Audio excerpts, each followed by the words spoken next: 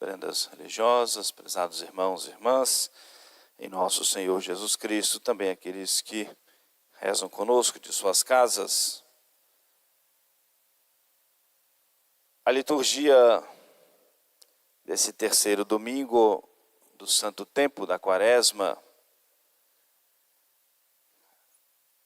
de maneira muito didática, vai caminhando conosco nesse tempo quaresmal e pressupondo que nós estamos avançando na nossa vida espiritual.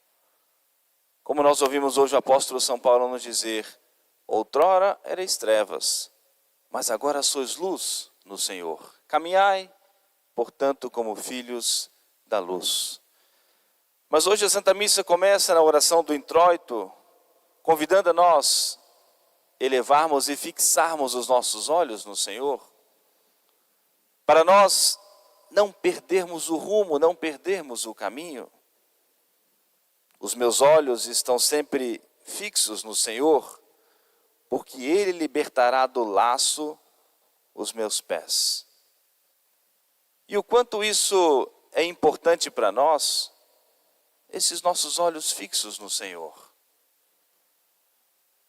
Por isso que é tão importante para nós o nosso compromisso de rezar todos os dias, para nos lembrarmos de Deus. É importante na nossa caminhada de fé católica, os sinais sagrados, as imagens. São representações para nós, Nosso Senhor chagado, Nossa Senhora das Dores. Mas para nos ajudar, nós mantemos os nossos olhos fixos no Senhor, para nós mantermos a nossa decisão de servir a nosso Senhor. Para nós não nos esquecermos de Jesus, ao contemplarmos o Cristo chagado, ferido pelos nossos pecados, nos lembrar que nós precisamos nos arrepender dos nossos pecados. Ao contemplarmos Nossa Senhora das Dores, nos lembrarmos do quanto Nossa Senhora padeceu e sofreu também por nós como nossa corredentora, e está sempre intercedendo e caminhando conosco a nossa companhia quaresmal. E por isso, tudo isso vai nos ajudar a nós mantermos a nossa decisão de servir a nosso Senhor. Essa expressão, os nossos olhos fixos no Senhor, é a direção de nossa vida, é a direção de nossas ações, são as nossas decisões renovadas a cada dia. Vamos celebrar agora, a terça-feira, dia 25, o grande mistério da Anunciação, quando Nossa Senhora vai dizer claramente o seu sim a Deus. Eis aqui a serva do Senhor, a escrava do Senhor. E esse sim que precisava ser renovado a cada dia, a cada acontecimento, a cada tribulação que o Senhor foi permitindo na sua vida, Nossa Senhora renovando essa entrega: eis aqui a serva do Senhor. Entrego a minha vontade, as minhas decisões, a minha liberdade à vossa santíssima vontade. Os meus olhos estão fixos no Senhor. O apóstolo São Paulo, inspirado pelo Espírito Santo na carta aos Efésios, que a igreja hoje nos traz para reflexão, chama a nossa atenção sobre algo muito importante e enumera alguns pecados, algumas falhas, dizendo que aqueles que vivem nesse caminho, sem se arrependerem, sem conversão, não tem lugar no reino dos céus, não tem a herança do céu. E por isso ele nos convida: meus irmãos, aquilo que pertence ao mundo pagão, ao mundo idólatra, nem deve fazer parte da nossa vida, das nossas conversas, do nosso dia a dia. Nem se nomeie entre vós, diz o apóstolo, aquilo que pode levar alguém para a condenação. Ele vai enumerando imoralidades, a impureza como um todo, a cobiça, a ganância. Nem se nomeie entre vós isso não convém aos santos, não convém àqueles que querem trilhar um caminho de santidade, não convém àqueles que querem manter os seus olhos fixos no Senhor, a sua decisão de servir a nosso Senhor para alcançar o céu. E quando nós falamos no início da Quaresma que a quaresma é tempo de conversão, é tempo de mudança dos nossos hábitos. E obviamente que isso vai sempre custar para nós algum sacrifício. O sacrifício vai ser maior ou menor à medida que os erros estão mais presentes ou menos em nossa vida. Sendo mais dominante ou menos em nossa vida, e o nosso sacrifício vai ser maior para nós podermos nos libertar. Mas ele nos diz: ficai, pois, bem certos, nenhum libertino, impuro, ganancioso, o qual é idólatra, tem herança no reino de Cristo e de Deus. E por isso nós precisamos estar atentos a ouvirmos a voz do Senhor e buscarmos verdadeiramente a nossa conversão, a transformação da nossa vida pela ação da graça de Deus. E como que nós podemos vencer o demônio? Como que nós podemos vencer a tentação? Como que nós podemos vencer o defeito dominante que muitas vezes tão presente e persegue tanto em nossa vida?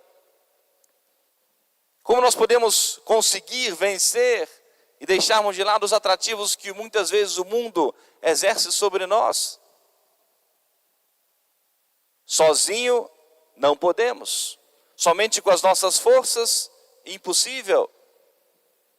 Mas auxiliados pelo Senhor. No primeiro domingo da quaresma, nós encontramos Jesus no deserto, se permitindo ser tentado pelo demônio. E nosso Senhor, com muita firmeza, decisão, vencendo o poder do mal, vencendo o demônio. E nosso Senhor vem nos dar essa garantia: tem confiança, filho, eu venci o mundo. E por isso que nós precisamos de nosso Senhor, para com Ele nós vencermos todo o mal, vencermos toda e qualquer tentação. Nos livrarmos das armadilhas, dos laços que o inimigo arma sobre nós para nos tentar derrubar, para nos fazer cair em pecado. E hoje, mais uma vez, no terceiro domingo, a igreja nos mostra Jesus que vence o demônio, que é mais poderoso do que o demônio. E sobretudo para nos encorajar, Jesus encontrou um jovem que estava surdo e mudo. Os evangelistas completam essa cena de hoje. E Jesus percebeu que era por uma possessão diabólica que acontecia aquilo naquele jovem, naquela circunstância. E Jesus então expulsou o demônio daquele jovem. Começou a ouvir nosso Senhor, ouvir a sua voz, a sua palavra, e vai se tornar discípulo de Jesus, vai seguir nosso Senhor. Os inimigos de nosso Senhor, como não tinham nada para acusá-lo, para manchar a sua honra, manchar a sua dignidade, começaram a inventar calúnias, que Jesus expulsava o demônio pelo poder do próprio demônio. E nosso Senhor, diante daqueles argumentos que só provavam mais ainda a sua divindade, só provavam mais ainda o seu poder, de que ele era de fato o Filho de Deus, não só um grande profeta, não só um homem enviado por Deus, mas era o Filho de Deus, o Messias, o Salvador. Porque não era preciso somente reconhecer Jesus como um profeta, como tantos outros, mas Jesus como Messias, o Salvador. Aquele que iria libertar a humanidade do poder do demônio, da morte eterna. E essa expressão tão conhecida de nosso Senhor: todo reino dividido em si mesmo tende a ser destruído. Como que pode eu expulsar o demônio, vencer o demônio pelo poder do próprio demônio? Mas se não é isso, então é porque chegou para vós o reino de Deus. E nosso Senhor queria mostrar que Ele veio trazer a salvação. Ele veio curar, Ele veio libertar do poder do demônio, do poder do pecado. Ele é esse grande libertador, esse grande vencedor do mal. E por isso nós precisamos de nosso Senhor, para nós podermos também perseverar. Precisamos de nosso Senhor, para nós podermos também vencer toda e qualquer tentação. Por isso nunca é demais nós assistirmos uma Santa Missa. Nunca é demais nós buscarmos mais uma vez o sacramento da confissão. Comungarmos mais uma vez, buscarmos ser alimentados por Jesus com o seu corpo e com o seu sangue. Nunca é demais um terço que nós rezamos a mais. Um momento de adoração que nós fazemos a mais. Precisamos constantemente do Senhor. E só vai fazendo o bem na nossa vida. Só vai nos fortalecendo cada vez mais. Por isso não precisamos ter medo dessa proximidade de Deus. No meio daquele acontecimento, Jesus falando, exortando o povo, glorificando a Deus. Diz o Evangelho que uma mulher levantou a voz no meio da multidão e louvando Nossa Senhora, bem-aventurado o ventre que te trouxe, aquela que te amamentou. E Nosso Senhor aproveitou aquela voz que se levantou no meio da multidão e disse, bem-aventurado, felizes aqueles que ouvem a palavra de Deus e a põem em prática. Ela foi escolhida por Deus nosso Senhor, mas respondeu ao seu chamado, respondeu à sua vocação, à sua graça, e se entregou plenamente ao Senhor. Nosso Senhor também nos concede a graça, e é preciso a nossa resposta. Bem-aventurados aqueles que ouvem a palavra de Deus, guardam no coração e colocam em prática em suas vidas. Disse Nosso Senhor, aquele que não está comigo, está contra mim. E aquele que não junta comigo, dispersa, espalha. Nós ouvimos ontem a liturgia, a parábola do filho pródigo,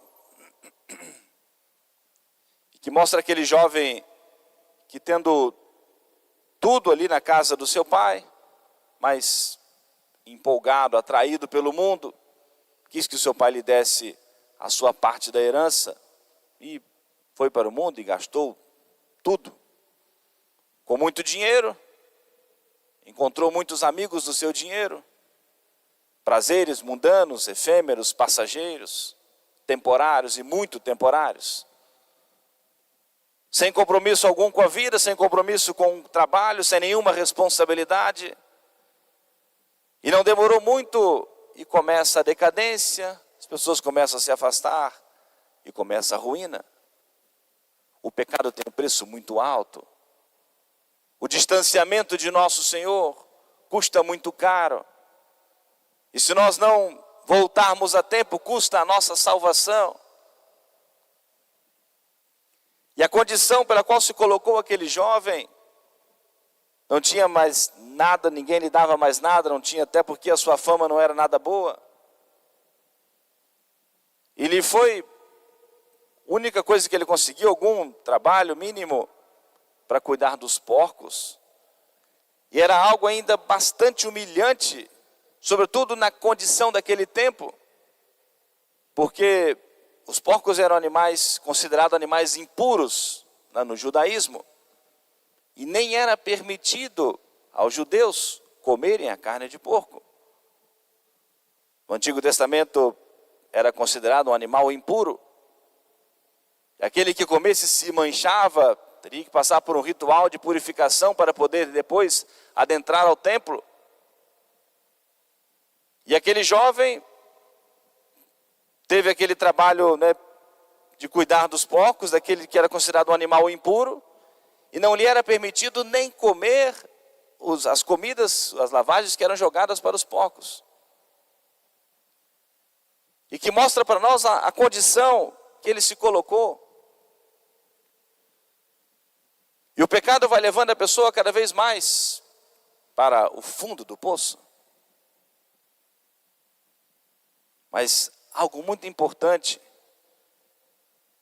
que foi um caminho de conversão, a lembrança daquele jovem, do quanto seu pai era um homem bom, o quanto na casa do seu pai, os seus próprios empregados comiam muito melhor do que ele, os próprios escravos que ele tinha.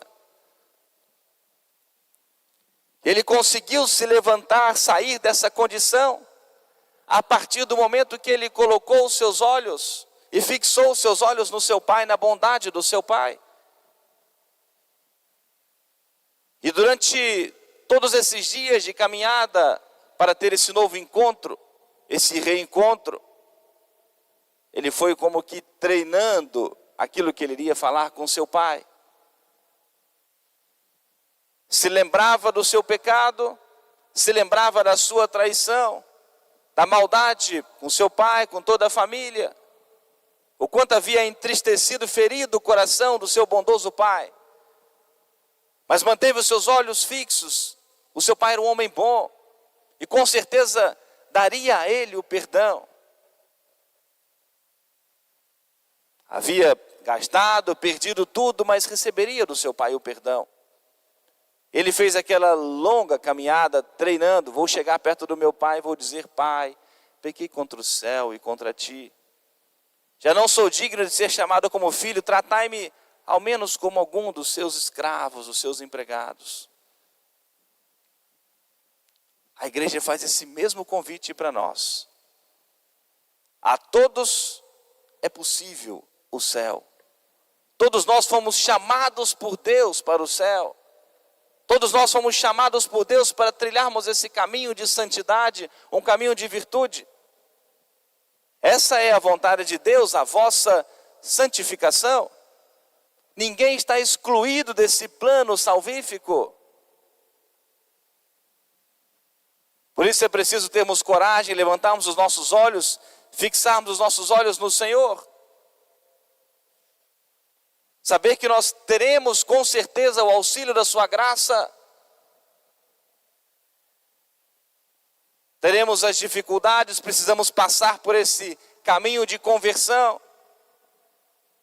Precisamos bater no peito, reconhecer os nossos pecados.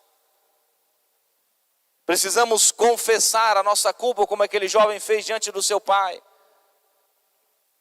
Assumir que nós fomos responsáveis, culpados dos nossos pecados. Mas confiantes na bondade, na misericórdia do Senhor, nós clamarmos o perdão. Não merecemos, mas pedimos. Somos indignos, mas suplicamos. Fizemos o mal, mas clamamos a bondade, a misericórdia do nosso bom Pai do céu.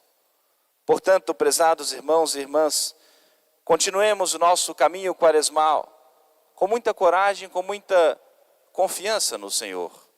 Esse Deus que é infinitamente bom e misericordioso e que só proporciona na nossa vida o bem. Portanto, não tenhamos medo de praticar a virtude, não tenhamos medo de tomar decisões importantes para nós nos aproximarmos de nosso Senhor. E não tenhamos medo dos sacrifícios, das renúncias. Mas sobretudo tendo a clareza de que o servir a nosso Senhor, aquele que quer servir a nosso Senhor, não é para viver uma vida triste, uma vida amargurada, porque custa para nós algum sacrifício servir a nosso Senhor. Eu concluo com a leitura do Salmo, que é a antífona do ofertório, que vai ser rezada agora, depois da profissão de fé, e que diz assim: a lei do Senhor é perfeitíssima e dá alegria ao coração.